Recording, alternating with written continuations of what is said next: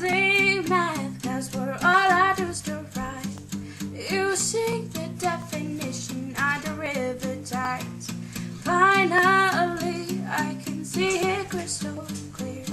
Go ahead, derive it to solve the tangent line.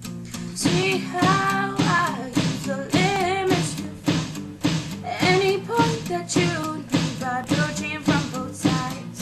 You must use people starting any math. Which equation you need to find what you want. So the limits came back to bite you again. They keep me thinking, plugging X, Y, Y.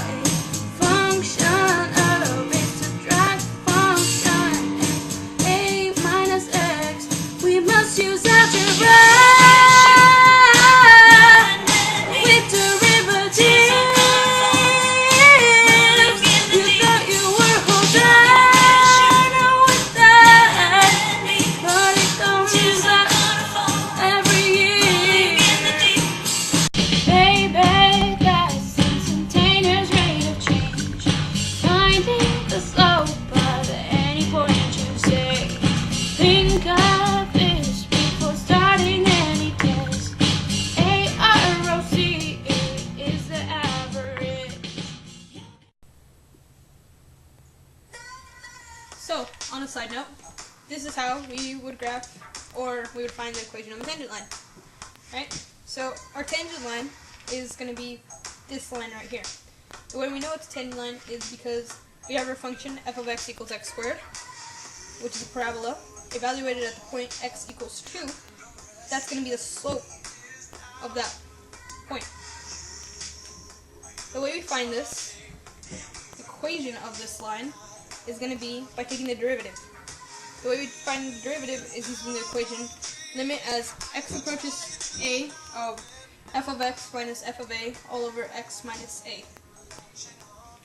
So we have limit as x approaches 2 of x squared minus 2 squared all over x minus 2. Now the reason we can't just plug in a 2 is because evaluated at that value, it would just be 0 over 0, which is indeterminate. It does not work.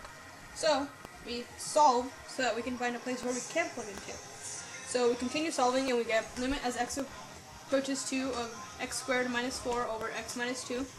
And then we notice that x squared minus 4 is a perfect square. So if we factor it, it's limit as x approaches 2 of x plus 2 x minus 2 all over x minus 2. What we can do is cross out these values because they cancel each other out. We are left with limit as x approaches 2 of x plus 2. We plug in the value 2 and we get limit as x approaches 2 is 2 plus 2, which is equal to 4. So that's our value of f prime of a.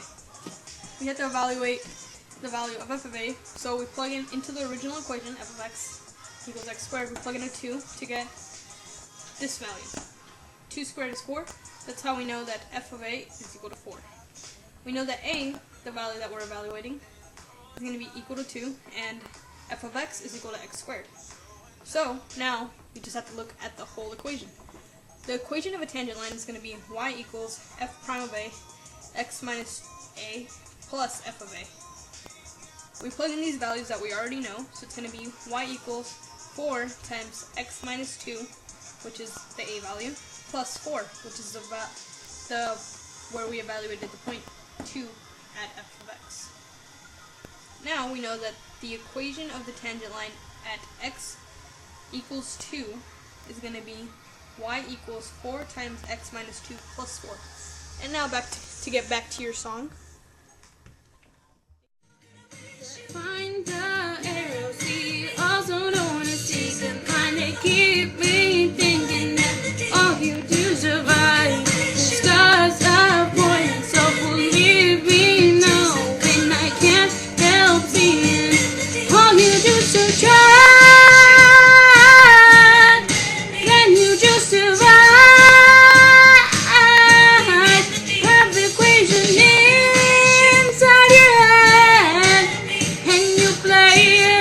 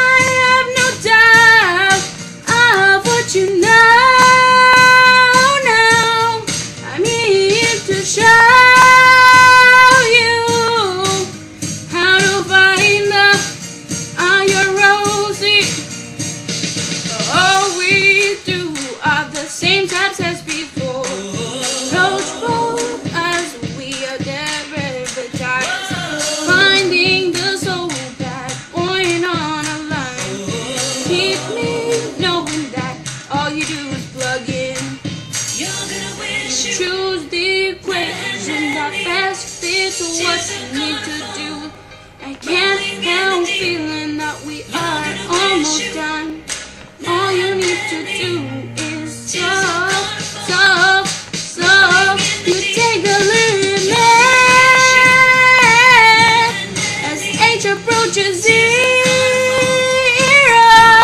you plug in 0 for it, and you solve it till the end. Now you have found slope of tangent line. There's another way to derivatize as a approaches x. So we're going to learn in this video how to graph a derivative. The way we're going to learn this is using the example of x squared. This is the graph of x squared. As you can see, it's a parabola. Now, using the knowledge we know of tangent lines, which are the lines, the slopes at any given point on this equation, we see that the tangent lines, their slope right here is negative. When you get to 0, their slope is 0 because it is flat. It's a flat line. So when we're looking at this side, we see that the slope is positive. Doing this, we know that this is negative. It crosses 0 because back here 0 was 0, and then the slope here is positive, so we're going to be positive. Now we know from our last video that the derivative of x squared is going to be 2x. So what we can do is plug in values. So we have x equals -3, -2, -1, 0, 1, 2, and 3, just to kind of get the whole idea of what's going on around here. So we plug these values into here, and we see that at -3, it's -6. So what we're going to do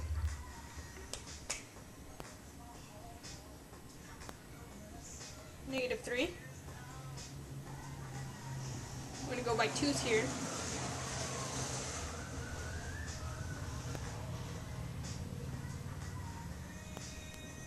So at -3, it's going to be -6. It's going to be about here. You know that at -2, it's going to be -4. At -1, -2. At 0, it's 0. And we're going to go by 1's here. 2's here. We know that at 1 it's going to be 2, at 2 it's going to be 4, and at 3 it's going to be 6. Now, this graph is a straight line. So we know now that the derivative of x squared, which is this graph, their derivative is a line, which would be x.